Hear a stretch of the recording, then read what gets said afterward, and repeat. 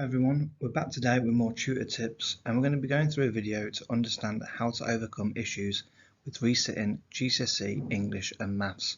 So if you weren't able to secure the grades that you wanted in the summer, we're going to look at how you can approach English and Maths without getting too bummed out about your results. In this video, we will explain the first steps to improve and to change your grade. We will understand how to address problems and issues with English and Maths, and we will then look at planning the next steps to study and hopefully pass your exams. Reflection. So I'd like to think for a moment, how did you do in your last assessment? So if you're watching this video, you probably didn't do too well. There are two options available to you.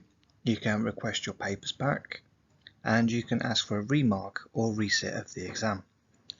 So first of all, with requesting your papers back, you should try to get your papers back because exam papers can be returned free of charge. So this is an actual fantastic opportunity for you to go back through the paper, identify the things that you did well and the things you need to improve and how you can move forward. It can be a great tool for future learning. Again, it's really difficult when you don't know where you went wrong to actually think about reassessing the whole subject again. So it's really important that you do understand your strengths and your weaknesses on the papers. It can help your teacher identify areas for development. So if you are thinking about resitting your course, hopefully you have a teacher or a tutor who can use this information to actually design a scheme of work to help you address these issues. So remark and resitting the exam. So you may be eligible for this if you were 2 or 3 marks away for a remark, only a few marks away, which is 6 marks for the November resit. And if you are close and your teacher believes you deserve to be put through on special considerations.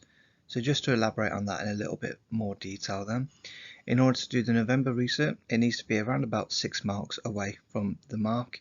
If you're 2 or 3 marks away, then it is possible that the examiner made a mistake, and then if they remark it, they could actually get you a better grade after that. It's important to note before we move on as well that the pass mark for AQA was 73 for a grade 4, and it was 144 marks for a 4 with Edexcel for your maths. Next steps. So what can you do to make sure you pass English and maths this academic year? So first of all, if we think about English language, one of the really important things you can do is to get access to past papers, and you can do this either through going onto the AQA website or ask your teacher or your tutor. Then you can set yourself a realistic target. So for example, a lot of students have said this to me in the past, but really it's unrealistic to be able to complete an exam paper in one day. So set yourself a reasonable target. For example, each paper has 5 questions on it. Maybe think about once a day you'll tackle 1 question. And then finally, for the English language, get your work marked with feedback from a teacher or a tutor. Now I can't stress enough how important this is. Without someone there to actually give you guidance and support on the things that you're doing well and the things that you need to improve, you're not really going to help yourself and you're not going to put yourself in the best position going forward. Now for GCSE Maths, again you can access past papers through the exam board or ask your teacher or your tutor. You can assess your strengths and weaknesses. Remember that there are actually 3 different papers for maths as well, so there's a little bit more to go through in terms of this compared to English, and understand the scope of the topics. So there are at least 6 topics that could come up in the exams, so make sure you can identify which ones you are doing well and which ones that you really struggle with, because we really don't know at the end of the day which ones are going to come up. A lot of the time with the maths papers it's just an educated guess from our teachers. It's also important to remember our teacher's top tip, so remember to track your revision. This will help motivate you and encourage you to keep on going. There are several platforms available to help you to revise for English and for maths. So obviously we have things like Sentry. Now if you're part of a college, then there's a good chance that they're going to use this platform. It's a really fantastic thing to use where they actually track and monitor your progress, and the actual system they use is able to generate the type of topics that you need to be focusing on going forward. There's also YouTube, so obviously we have this channel right on resources. We have our partner channel, Bookworm Teaching, and there's a wide range of other teachers out there producing fantastic content on a daily basis. We also have TikTok. Now, this is a real growing thing that a lot of educational things are actually found on TikTok, so it's not just for silly dances. We have BBC Bite Size, which is quite an old one. We have Seneca, Maths Genie, and Doodle Learning. Now, if you're not too sure, maybe you don't like any of these platforms, do check out the wide range of ones that are out there simply by searching for them. There's new platforms coming out every other week, so please do have a look and try and find one that works for you. Now, in terms of actually revising for English language, we can break it down into 5 simple steps. So first of all then, you need to be able to think about both papers and recall each question. If you don't know what questions are going to be on the paper, you're simply not going to be well equipped to do the exam.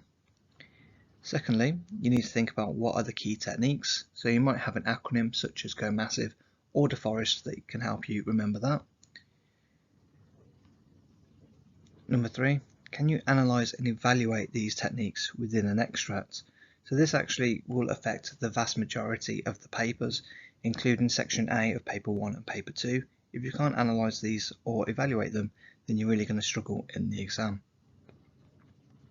Next, we think about section B of our papers. So can you apply your understanding of these key techniques and methods to produce your own piece of creative and transactional writing? And then finally, this is a big one really, can you develop and practice your timing? Now it's all well and good that people can actually spend hours and hours on one paper, however, unless you can do it in the actual tight time frame that you're given within the exam, you're really setting yourself up for failure. So a really good thing to do when you are revising and you are practicing for those exam papers, actually time yourself as you have a go at those questions and then see if you can actually beat that each time. And without actually having that time constraint there, you're never going to understand how you're going to actually produce your answers in a real life exam situation. So as we discussed at the start, there are many different organisations that offer tutoring and support. The one that we offer is through Write On Academy, and we offer several different services. So first of all then, we offer tutoring that is tailored to meet the needs of individual learners.